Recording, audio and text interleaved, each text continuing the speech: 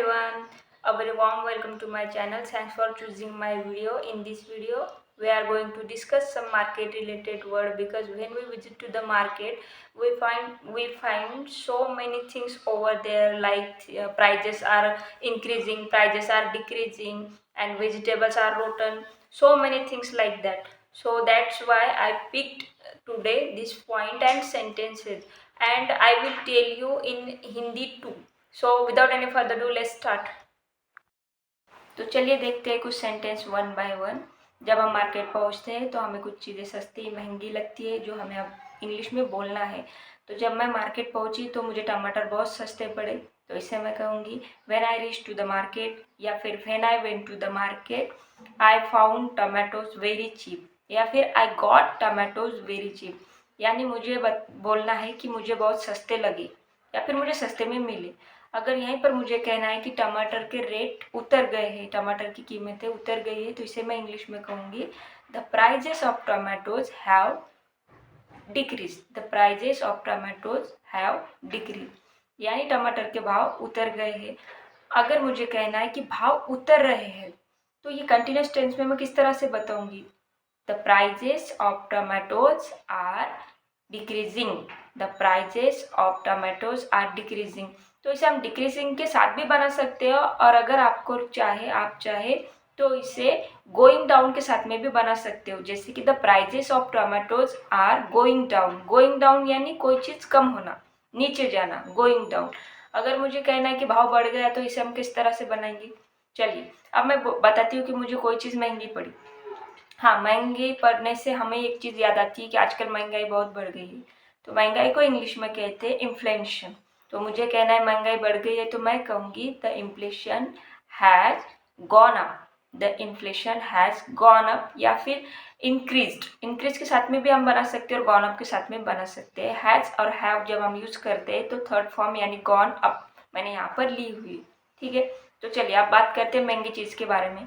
तो जैसे मुझे टमाटर सस्ते लगे, उसी तरह से मुझे गार्लिक बहुत महंगा लगा। तो महंगा लगा उसके लिए हम क्या कहेंगे? I found the garlic very expensive. I found the garlic very expensive. It means कि गार्लिक के भाव बढ़ गए हैं। तो इंग्लिश में मैं इसे किस तरह से कहूँगी? The prices of garlic have increased. The prices of garlic have increase, या फिर हैव गॉन अप, यानी इनके भाव बढ़ गए हैं। ठीक है, यानी अगर भाव कम हो रहे हैं तो मैं गो डाउन के साथ में बनाऊंगी, अगर भाव बढ़ गए हैं तो मैं गॉन अप के साथ में बनाऊंगी। ठीक है, गॉन अप। तो इसी तरह आप मुझे कहना है कि इस बार गार्लिक बहुत महंगा था, बट जब मैं वहाँ पर लास्ट टाइम गई थी तो यह बहुत सस्ता पड़ रहा था। तो मैं कहूँगी this time prices of garlic has gone up, but last time when I went to the market I found it very cheap. I found it very cheap, या फिर आप कह सकते हो कि last time when I went to the market it was very cheap. It was very cheap यानी यह बहुत सस्ते थे। ठीक है, आई होप कि यहाँ तक आपको going down, going up, increase, decrease का मतलब समझ गया होगा। चलिए आप सेकंड पॉइंट लेते हैं कि वहाँ पर मुझे और क्या क्या दिखाई दिया। फिर मैंने देखा कि एक सब्जी वाला सड़ी हुई सब्जियाँ बेचकर लोगों को फंसा रहा था। अब सड़ी हुई सब्जियाँ, इसके लिए इंग्लिश में वर्ड कौन सा है? तो सड़ी हुई के लिए हम रोटन कहते हैं, या फिर स्पॉइल का भी यूज़ हम कर सकते हैं। चलिए मैं एक सेंटेंस बनाती हूँ कि सड़ी हुई सब्जियाँ बेचकर शॉपकीपर लोगों को बेवकूफ़ बना रहा था। तो इसे मैं इंग्लिश में बना कर देती हूँ। देखिए, the shopkeeper was selling rotten vegetable. Bye doing this he was cheating people.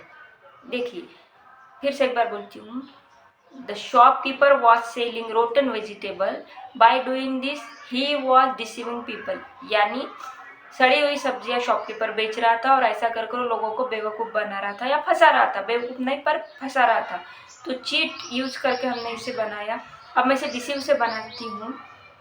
The shopkeeper was selling rotten और spoiled vegetables, by doing this he was deceiving people.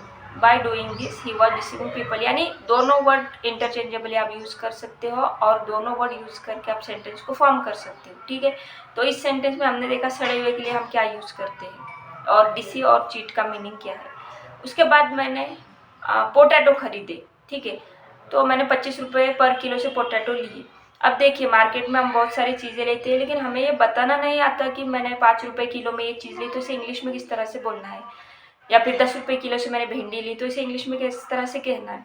तो मैं अभी एक सेंटेंस फॉर्म करती हूँ कि मैंने 25 रुपए किलो से पोटैटो लिए। तो मैं बोलूँगी I got the potatoes for 25 rupees पर किलो।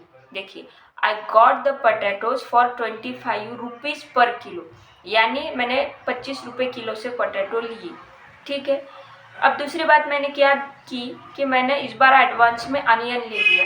अनियन तो आपको पता है, उसके भी भाव आसमान को छू रहे हैं। हाँ, आसमान को छू रहे हैं। अगर इसका आपको वर्ड चाहिए कि अगर आपको इससे लहजे में बोलना है कि प्राइजेस आसमान को छू रहे हैं, तो आसमान को छूने के लिए हम स्काई रॉकेटिंग का यूज़ करते हैं कि give me example. Okay, let me give example कि पोटैटो के भाव आसमान छू रहे, तो मैं कहूँगी the prices of potato are skyrocketing. The prices of potato are skyrocketing. Skyrocketing यानी क्या कि आसमान को छू रहे हैं। ठीक है।